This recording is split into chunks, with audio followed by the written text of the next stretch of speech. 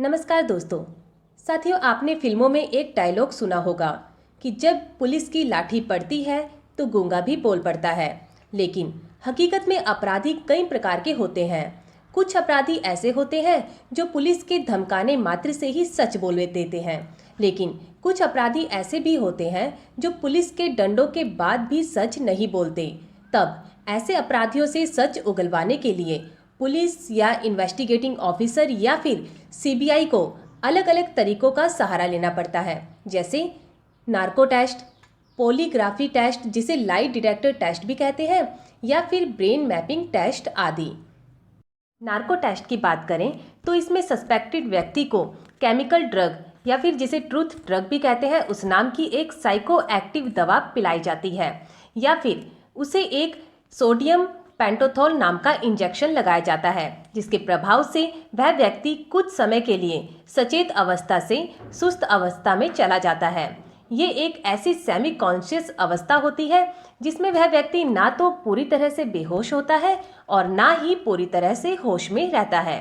वह व्यक्ति अर्ध बेहोश हो जाता है और ऐसी अवस्था में काफ़ी ज़्यादा संभावना होती है कि वह व्यक्ति अब सच ही बोलेगा, क्योंकि सच बोलने के लिए हमें अपने दिमाग पर ज़्यादा जोर नहीं लगाना पड़ता।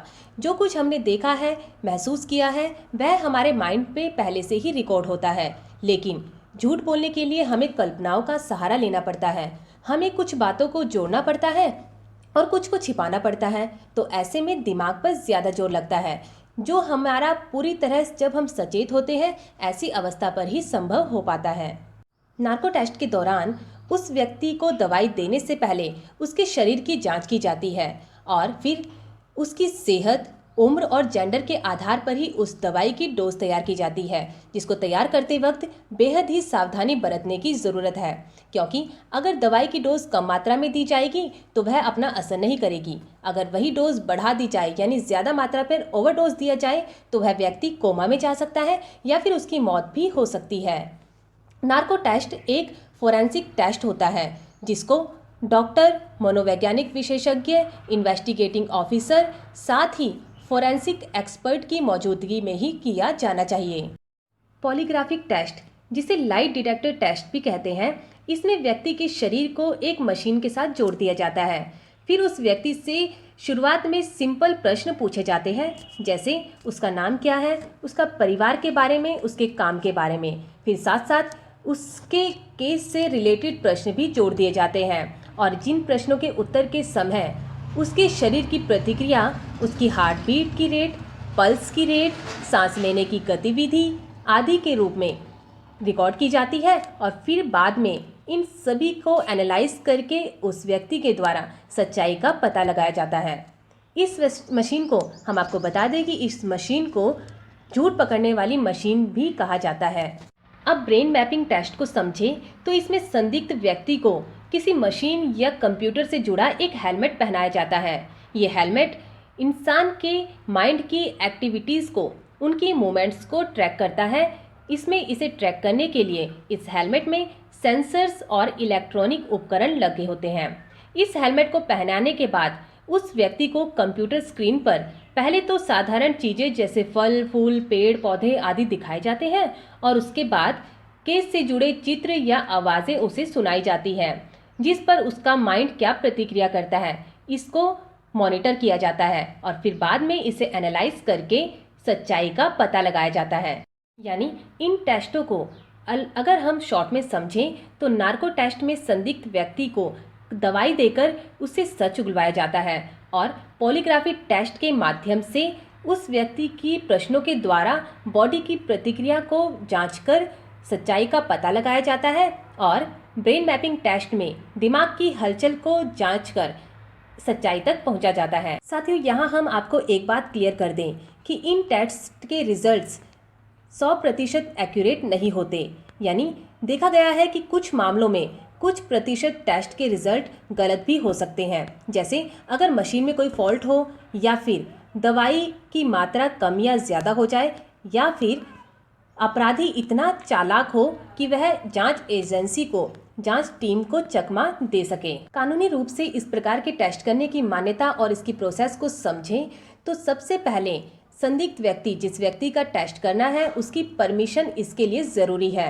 अगर वह व्यक्ति अपनी परमिशन यानी सहमति नहीं देता, तब अगर जांच अधिकारी को लगे कि उसके पास सच्चाई जानने का और कोई रास्ता नहीं है, तो वह कोर्ट में एप्लीकेशन लगा सकता है कि वह इसे इस प्रकार के कोर्ट टेस्ट करने की अनुमति दे दे।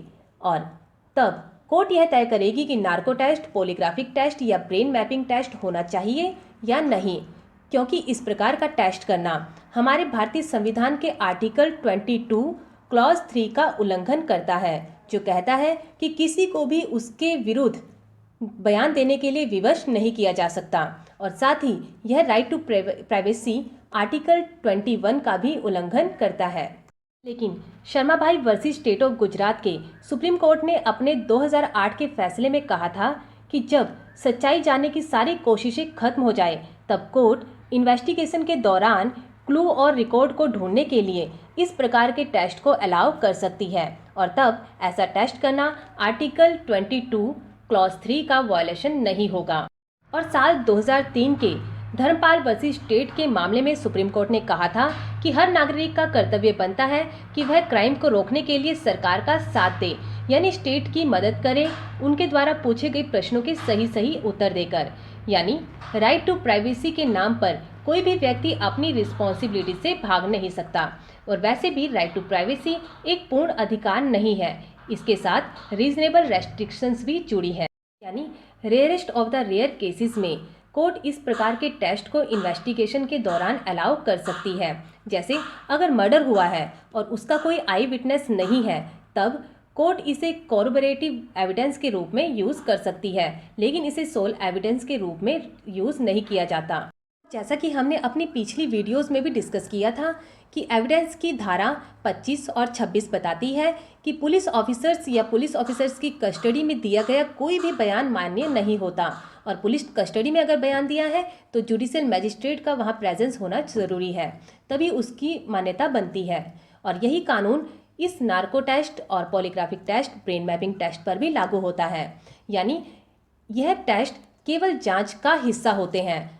इन्वेस्टिगेटिंग ऑफिसर इसे उपयोग कर सकता है अपनी जांच की रिपोर्ट बनाने के लिए, चार्ज बनाने के लिए। इसके अलावा इसका यूज़ एविडेंस के रूप में कोर्ट में नहीं होता। और साल 2010 में सैल्वी वर्सेस स्टेट ऑफ कर्नाटका के मामले में भी सुप्रीम कोर्ट ने फैसला दिया था कि नार्को टेस्ट का यूज़ कोर्ट में एविडेंस के रूप में नहीं किया जा सकता। यानी उनका कहना था, सुप्रीम कोर्ट का कहना था कि पुलिस के सामने दिया गया कोई भी बयान कोर्ट में यूज़ एविडेंस के रूप में नहीं होगा, चाहे वह अपराधी की सहमति से ही क्यों ना दिया गया हो। तो अंत में हम यही कहेंगे कि सच्चाई जानने के लिए इस प्रकार टेस्ट करने का ये तरीका हमारे देश में हमेशा से ही विवादित मुद्दा रहा है, जिसको लेकर कोर्ट में अलग अलग तरीके से इसे चैलेंज भी किया गया है। आप इस बारे में अपनी क्या राय है, आपकी राय क्या है, आप हमें नीचे कमेंट बॉक्स में बता सकते हैं कि इस प्रकार से सच्चाई जानने के लिए टेस्ट होने चाहिए या नहीं। तो आशा है आज की हमारी ये जानकारी आपको पसंद आई होगी। पसंद आई है तो वीडियो को लाइक कीजिएगा।